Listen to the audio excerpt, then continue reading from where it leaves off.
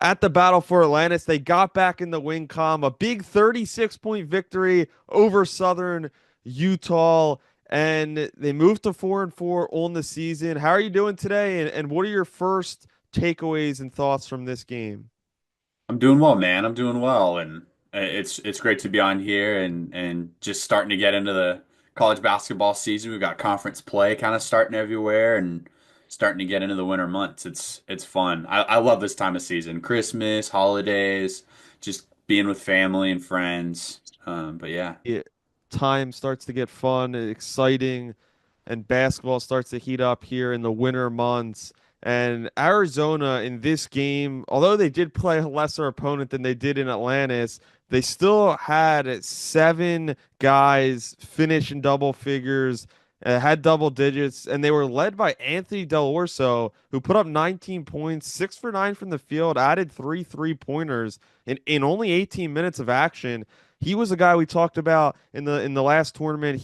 Has been starting to heat up in this Arizona offense, starting to be more comfortable and show his shooting prowess. I was really impressed by him, and I really think that he could be an X factor down the stretch with his scoring ability off the bench and maybe even an elevated role here in the next couple of weeks. What do you think of his performance? Yeah, I completely agree. And even the last episode, I felt like we talked about him quite a bit, and he's just kind of only been the consistent scorer. It felt like on this team that's shot the ball pretty efficiently, and it's at least one of the few bright spots I think we've seen over the last month and a half of this team. And like you said, I think that's going to be something that they possibly might need to lean on at times, just with how inconsistent a lot of their starters and their role players have been shooting the ball and just scoring at any level. Yeah, it's really good to see production off the bench and see some of these guys have better performances, even if it's against, like I said, a lesser opponent like a Southern Utah. They're still gaining confidence and getting control of the offense and what they can and how they can make an impact moving forward. The second guy who had the most points on Arizona was also off the bench. KJ Lewis started the first few games of the season, but now the last couple he's came off the bench. Seems like Tommy is trying a new kind of some lineup changes here and there, but he was excellent. 15 points, 8 rebounds, 5 assists on 6 for 7 from shooting from the field. He was excellent, very efficient. I like when he's aggressive driving to the basket. That's when he's at his best to me. And it seems like he has been playing with a different level of aggressiveness since Tommy has kind of moved him to the bench. Maybe that's lit a fire under him, and I'm liking this new and improved version of KJ. Yeah, from what I know, actually, I think it was KJ's idea actually to Tommy Lloyd. He said kind of similarly to what Pela did. Pela's second year in the program, he started off the Remember that? year as a starter, and moved to the bench. I think at the Maui Invitational, if I'm not I think that mistaken. that sounds right. And just his role was just a lot different. He came off the bench and was looking to score first rather than just kind of ease into the game. And I think that's one thing that it sounded like it was KJ's idea to do that to be able to give some more minutes for Carter Bryant, which he's kind of been the guy that they've put at the starting lineup and given KJ time to just come off the bench and look to be aggressive, which he was super aggressive even defensively. He had two like back-to-back steals and dunks in that game, which was super fun to watch and it's good to see him just in a place of being able to just come off the bench and jump into the game from the tip and be ready to go. Yeah, I like that actually. We even discussed that in our previous episodes about that starting trio of guards with Jaden Bradley and Caleb Love and KJ Lewis. They all score the ball so well, and that's one of their best assets. And maybe moving on one of them to the bench is better because it Hmm. gives them the ball more often when they're on the floor with some of the other role players off the bench. So I really like to see that. Jaden Bradley was scoreless for the first time this season. Only shot the ball 4 times in 21 minutes. Very surprising because it kind of looked like the Jaden Bradley a little bit last season when he was more of a role player, not a Yeah. starter like he is this season. But other players, we mentioned a couple of them, and others have picked up the slack in this game. But a really positive area for a piece of Arizona's team that hasn't been so good this year is the front court. Those Hmm. guys came to play in this game. Toby Awaka, the starter at the center position, 12.7 rebounds, 6 for 10 from the field. Visar 12 points, 3 rebounds in only 17 minutes, and Krivas added 10 points as well in 16 minutes. So all three of those guys were really good and really just they look a lot more comfortable scoring the basketball and willing to score the basketball because they know now that you're into a couple games. They can't just be out there strictly to rebound the ball and play defense. They have to give them some offense as well if Arizona's going to look to improve this team moving forward. What'd you see from the front court in this one? Yeah, I completely agree. I think where the glaring issue has been, I think, in the last month has been just the lack of production from the front court. And you saw it even on Saturday against Southern Utah, second possession. They gave Trey Townsend a post isolation to go one on one. And I think we're going to slowly start to see some more of that because I don't think many teams really respect our front court. And I think I still think Krivas is a lot better than what he's given. And I know he's not the only one that I think there's a lot of talent on this team that just hasn't played well. And we really haven't seen much less more than two or three guys in a game play super well.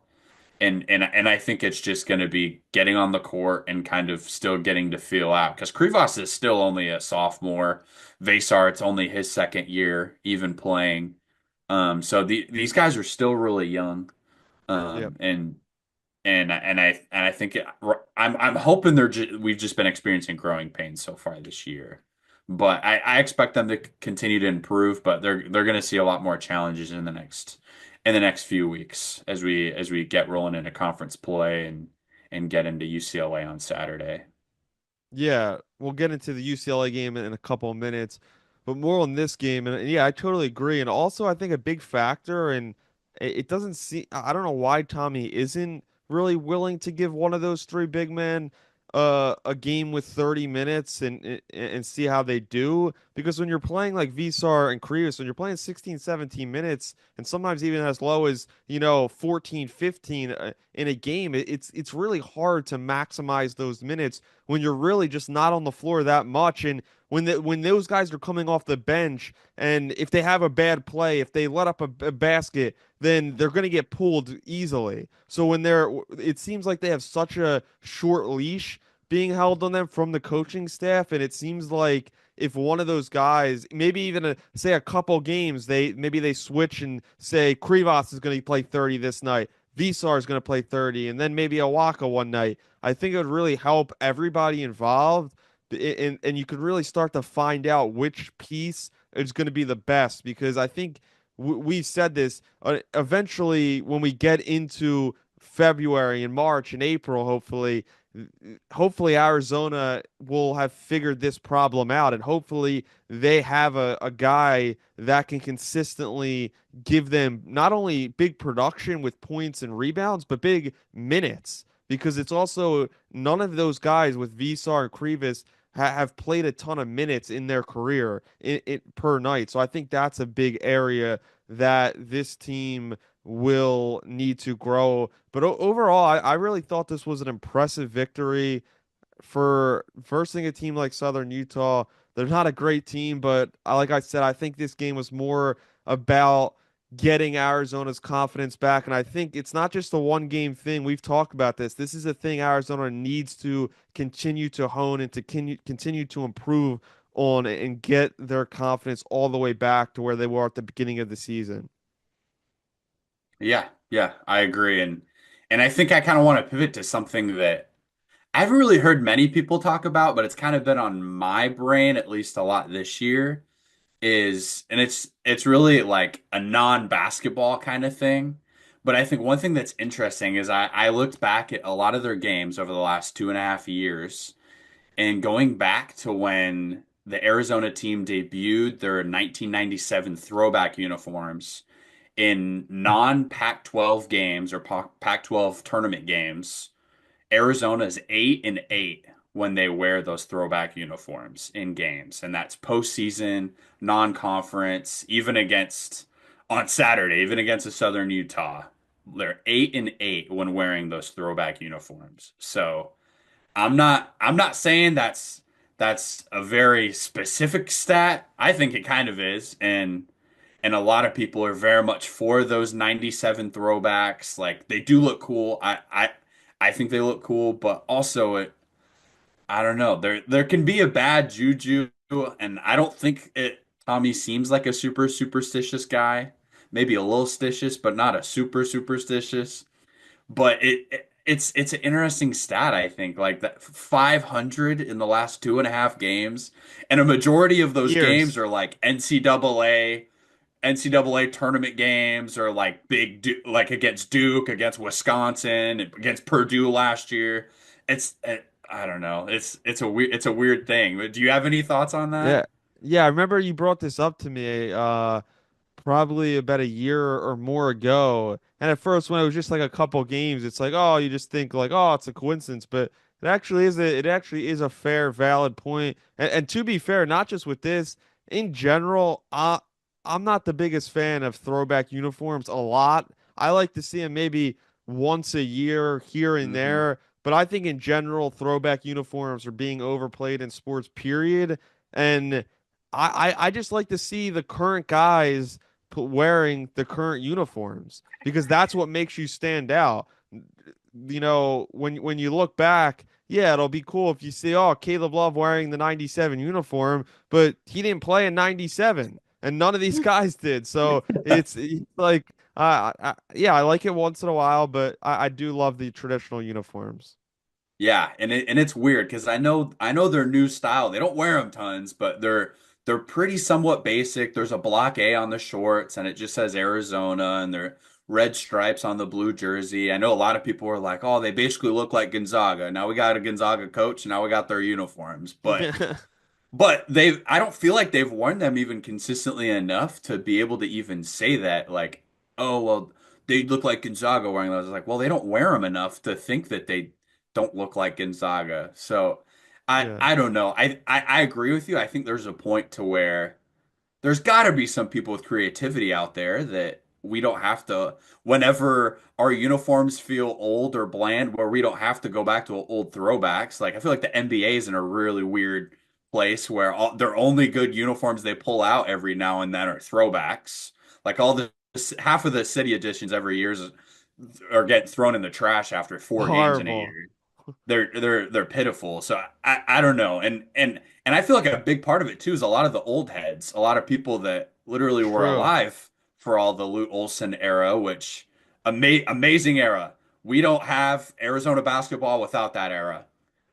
But it's also time to I think it's time to do something new. It's time to make a step forward. And that's my piece I'll say about that. Yeah, yeah, you just took those last words you said, you took them right out of my mouth. That was exactly what I was gonna say. It's time to make the current new uniforms those not what those 97 uniforms mean now in 20 years. That's what you gotta hope for. Hmm. You gotta make your own mark on the current program, uniforms included. Yeah, But completely agree. Jordan, on that note, let's not wait any longer.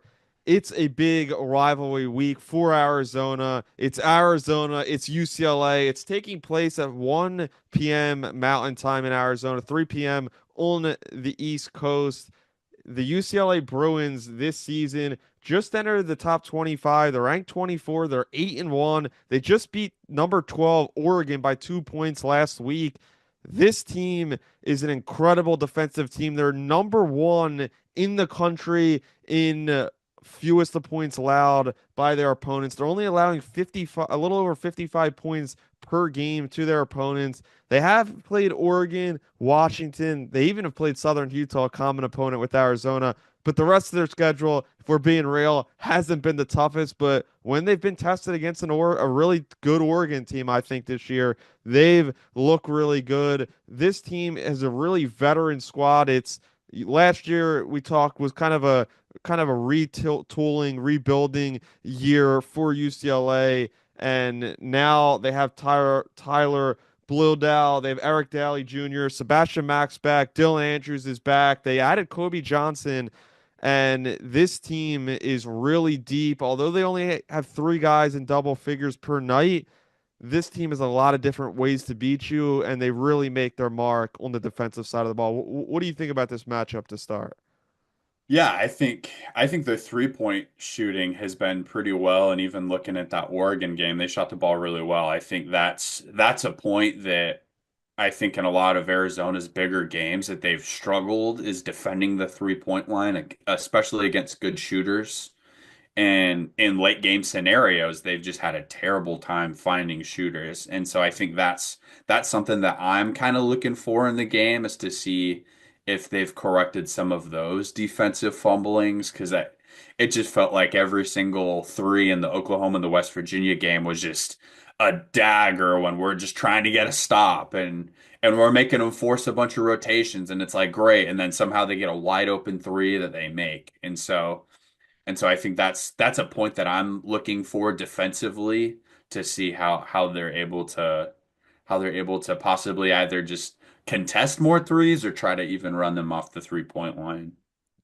Yeah, I really think this is a bigger game than I thought it was going to be heading into the season, not just because of what UCLA has done, but also because of what Arizona has done, because how poor Arizona has looked. Arizona's Mhm. 4-4. They're facing I've always said it. Arizona State is technically Arizona's biggest rival, but I've always thought, and it's felt that way the past 5, 10 years in basketball. UCLA is Arizona's biggest rival. Those games have always been the biggest in the last decade, and this game, although it's not a conference matchup for the first time in a long time, because obviously the UCLA Bruins are in the Big Ten conference now, Arizona in the Big 12. This game it also will be taking place at the Footprint Center, the home of the Phoenix Suns, so not at McCall and not at the Pavilion. But yeah, I really think this is a big game because it's a way that Arizona can get a win over a top 25 team, and they're in their home state still. I think it'll be the majority will be Arizona fans. I'm hoping Arizona fans travel well, especially if it's only 2 hours or less away. And if they can beat UCLA, which they've had a lot of success over, Arizona's won the 6 of the last 7 matchups over UCLA, won the last two that were technically on a neutral site. So yeah, I'm gonna go with my prediction right here, Jordan. I think Arizona is going to beat UCLA. It's hard. I'm not gonna say I'm not confident in it, but I think Arizona, they like I said, they really need this win to get things back on the right track. Yeah, I don't disagree with that. I think it is a really big game. I think a win would really help the squad. Um, But I think just the way I think UCLA defensively plays, I don't think this is a super high scoring game, and because of that, I think Arizona is going to be at a disadvantage. Just because they're not able to get tons of shots up. I think UCLA is going to try to slow down the tempo, and that's where Arizona struggled a lot this year, is in the half court set offensively and defensively. And so I think it'll be a close game. I think it'll be low scoring, probably in the 60s. And I think UCLA is gonna win the game. I think the ESPN meter, I think right now has Arizona as a slight favorites. Um, but do we have a line yet for that? I don't No, think we no, we do. no, we don't, because normally, as you know, when we record, as everyone knows, when Yeah. we record this early in the week, the lines aren't normally out. But if I had to predict it, I think Arizona could be like a 2 point favorite, maybe, just because it's in the state of Arizona and UCLA. Like I said, they're slightly in the top 25, and Arizona's still not that far out. Obviously, there's only a top 25, but they're not too far behind them. What do you think the line would be in this game or will Yeah, be? I think it'd probably be set around 2.5, probably a one possession game. That's what I think it'll be, and I wouldn't be surprised if Vegas probably has it about the same. I think one thing, another I just like pulling out the non-basketball stats, but I think one thing that was funny was the social media team put out rivalry renewed, like it's been like a super long time. Been I it's thought been that it's was been It's been a long time. It's been since March. It's been a long, long, long, long time. Uh, So I think that's funny. Yeah, I'm excited though. I think it's interesting. It's in Phoenix, but I'm sure they probably were able to do that somewhat quickly. Because I think they decided that game sometime in the early summer. Mhm. But I want to see this be a regular game. I completely agree. I literally was just about to say that. This I is a game that needs to happen every single Yes. year for the sport of college basketball. Yes, and I think and it's not like the schools, I think it's the teams, and I think that's a really fun and cool specific thing about it. Like we see in college football, now that everybody's in completely different conferences, they're still playing those rivalries, but they're at like usually a odd time of the year. Like they did them early this year, I think Oregon and Oregon State, Washington State. I think this is a game that you can definitely and I would not be surprised if the coaches both did that. Cronin and Lloyd both did that. One thing I want to see though, I still want to see these games on campus. These these two programs have some of the I I would argue to say these two schools have the best arenas on this side of the Mississippi in college 100%. basketball. 100%. And so I think they need to do a better job of trying to put these on campus, especially like Yeah. Phoenix. Come on, that's 2 hours away from Tucson. They probably put it like at the what is it called now, the Crypto Center. If they put in LA, like Yeah. just put it in Inglewood, just put it in Pasadena. Yeah, Like we're on the let's keep same these games on campus. 100%. We're on the same page. I literally, when you were talking, that popped in my head. They got to put them on campus because, yeah, I was at one of them a couple years ago at the Pavilion. That was unbelievable. And when they're at the McCall Center, the games are just they're different. The energy inside those Yeah. buildings are just different. They really are from a not different from just a normal non-conference game. So yeah, I'm really looking forward to this one. Mick Cronin, Tommy Lloyd. It's always fun to see Mick Cronin on the Yep. sideline against Yep. Arizona.